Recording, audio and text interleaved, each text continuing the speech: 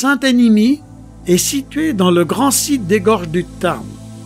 Saint-Enimy est disposé sur le flanc du causse de Sauveterre au nord que la commune englobe en grande partie. Entre le causse de Sauveterre et le causse Méjean au sud, 2 plateaux d'altitude moyenne supérieure à 1000 mètres. Un site exceptionnel.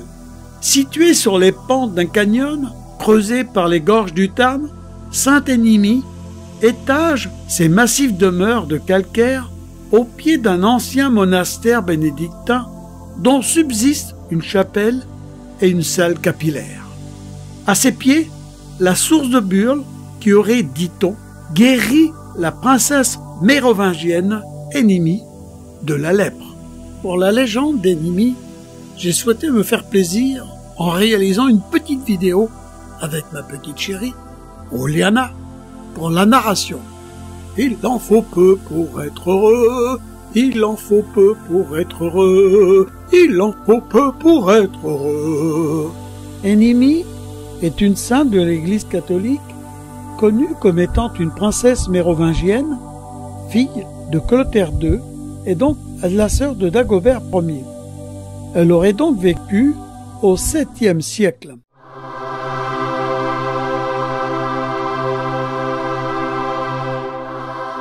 Enimy, princesse de sang royal, est la fille de Clotaire II et la sœur de notre bon roi Dagobert Ier. Elle est irrésistiblement belle, mais très pieuse, et souhaite vouer sa vie à Dieu au grand désespoir de son père. Ne pouvant convaincre le roi, elle sollicite Dieu afin de perdre sa beauté. Sa prière est alors exaucée. Une affreuse lèpre souille désormais le corps de la princesse.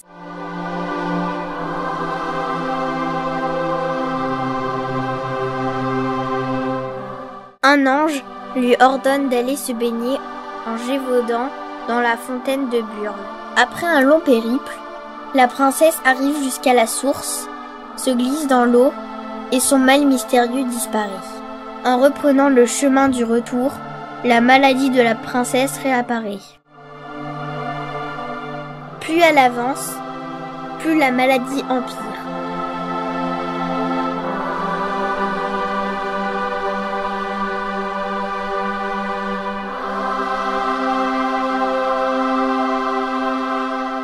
Ainsi, installée à Burlatis, nom du village au Moyen-Âge, la princesse décide d'évangéliser la région.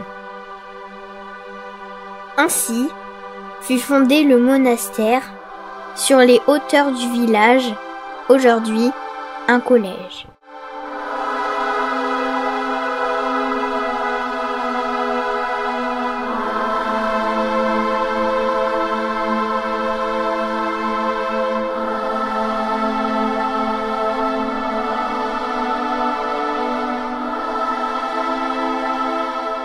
Fondé dès l'époque gallo-romaine, le village se nomme Burlati.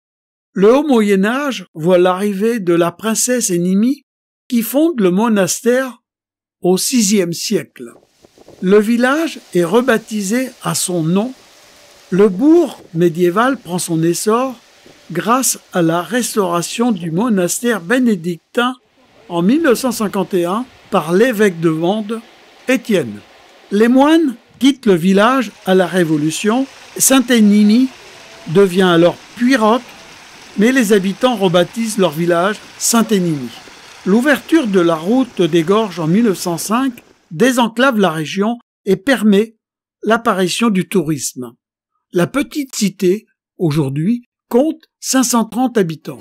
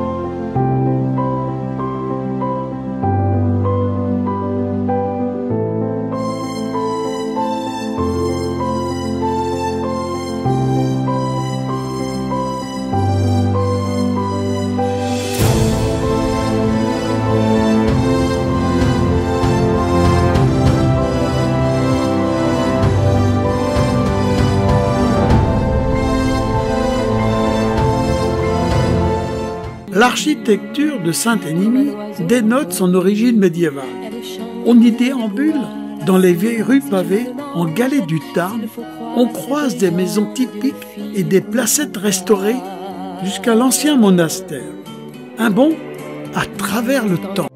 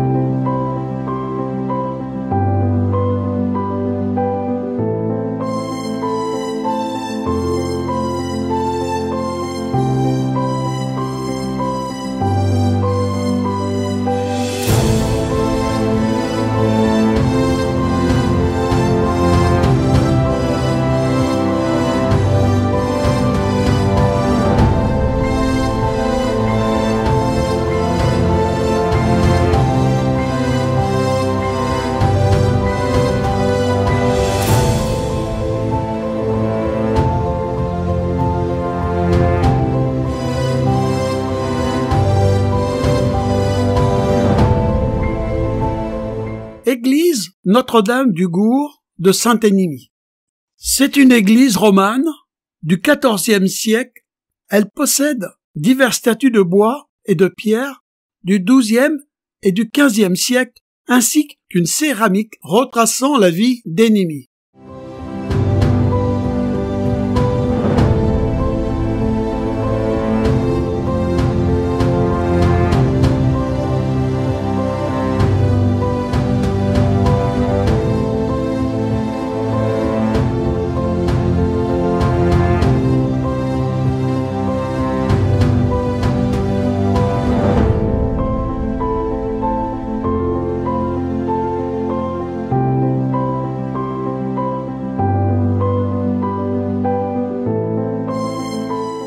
Saint-Énimie, un bijou niché dans cet écrin des gorges du Tarn. Quel décor somptueux, on ne peut rêver mieux. Quand cette lumière unique vient caresser tes ruelles, tes maisons, tes escaliers qui montent vers le ciel, quelle beauté!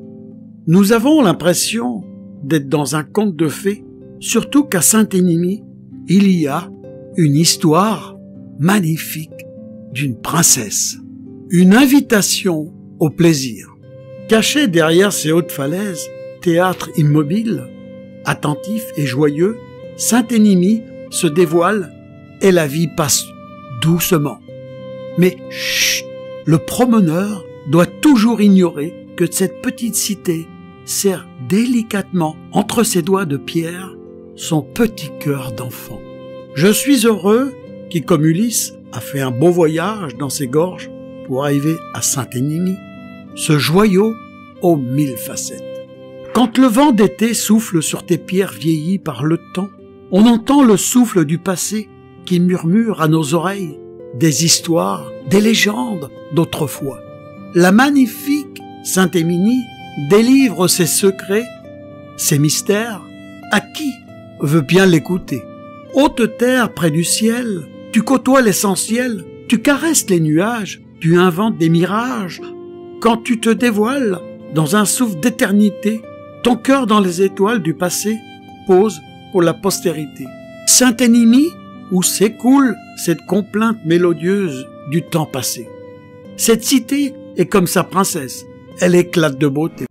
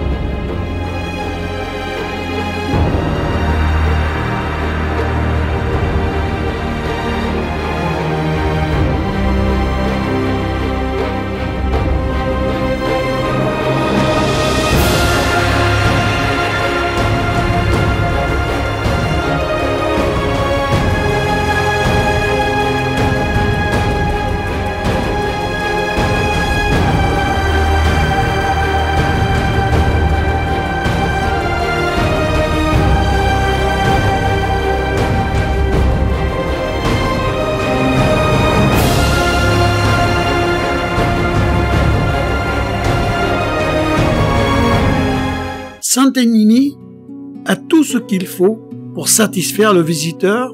C'est l'unique village, et je pèse mes mots, qui possède tant de richesses. Saint-Émile est unique dans son style, et puis elle se mire dans ses eaux, le Tarn, s'il vous plaît, la coquette.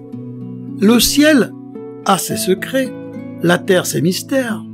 Dans cette petite cité, une histoire de légende que l'on aurait grand tort de ne pas découvrir. Faisant face à tous ces jaloux, quelques points magnifiques la composent. Ses gorges majestueuses, sa vue féerique, sa diversité géographique et architecturale, ses jardins qui changent selon les saisons de culture, si beaux et agréables à découvrir.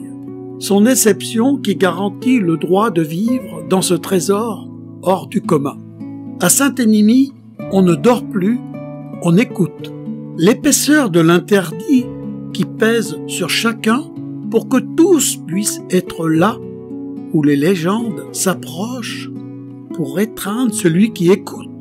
Centre miraculeux dans une langue d'un autre âge.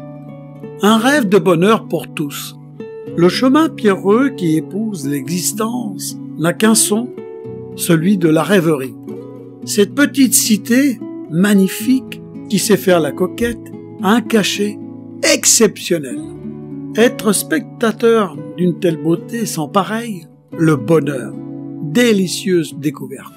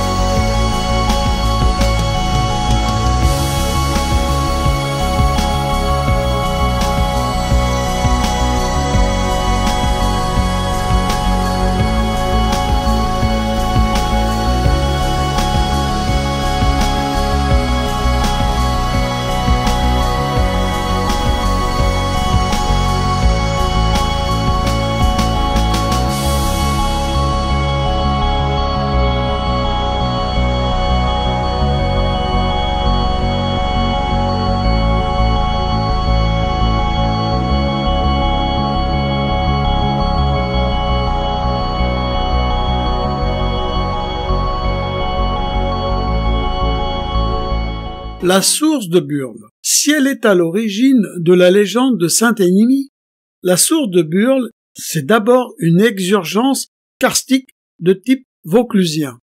Cette source est de par ses dimensions et la pénérité de son débit est l'un des points d'émergence majeurs de l'hydrologie du causse de Sauveterre dans les gorges du Tarn. Cette résurgence aux eaux translucides ne peut qu'attirer les amateurs de plongée. Celle-ci est alors explorée pour la première fois durant l'été de 1967, mais les plongeurs sont alors bloqués par un éboulis qui obstrue la vasque. Au fil des années, différentes équipes de plongeurs se succèdent afin d'explorer le réseau souterrain et parviennent à un développement de galeries s'étendant sur près de 400 mètres. Le Tarn est une rivière du sud de la France.